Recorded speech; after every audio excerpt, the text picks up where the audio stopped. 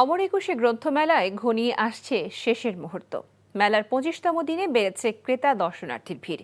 অনেকেই মেলা শেষের আগে সংগ্রহ করছেন পছন্দের বই। এদিন মেলায় নতুন বই এসেছে 101টি। কায়কোবাদ মাহমুদের রিপোর্ট। অমর একুশে গ্রন্থমেলা মানেই বইয়ের রাজ্যে পাঠক, লেখক আর প্রকাশকদের বিচরণ।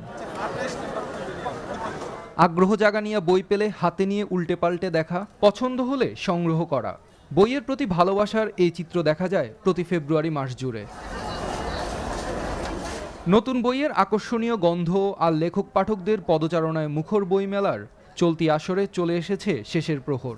আর তাই শেষ বেলায় পাঠকের ভিড়ের পাশাপাশি দর্শনার্থীরাও রূপান্তরিত হচ্ছেন ক্রেতায়। সুন্দর যে মানুষ বই পড়তেছে, কিনতেছে। It's a nice culture. বিভিন্ন ধরনের বই পড়া হয় আসলে, তবে উপন্যাস ধরনের গল্পই বেশি পড়া হয়। কিছু লিস্ট করা আছে, খুঁজে পাচ্ছি না, এখনো খুঁজে দেখি। মেলার শেষ সময়েও প্রতিদিনই আসছে নতুন বই। লেখকরা বিভিন্ন বিষয়ের নতুন নতুন বই প্রকাশ করছেন পাঠকের মন জয় করতে।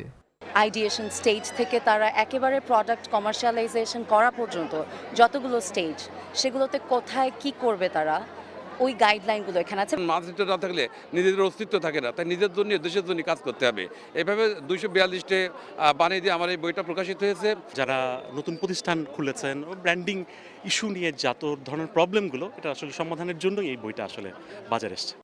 এদিন বইমেলায় খন্দকার আজিজুল ইসলামের বই ইনভেন্টরি অফ মেজর ওয়াটারল্যান্ডস ইন বাংলাদেশের মোড়ক উন্মোচন করেন পানি বিশেষজ্ঞ প্রফেসর ডক্টর আইনুন নিশাত। আর বাংলা একাডেমিতে 7 নভেম্বর ইতিহাসের সোনালী দিন গ্রন্থের মোড়ক উন্মোচন করেন বিএনপির স্থায়ী কমিটির সদস্য আমির খসরু মাহমুদ চৌধুরী। এছাড়া ইরান উন্নয়ন শক্তির লড়াই বইয়েরও মোড়ক উন্মোচন হয় বইমেলা চত্বরে। Kaykobad Mahmud, NTV news, Dhaka.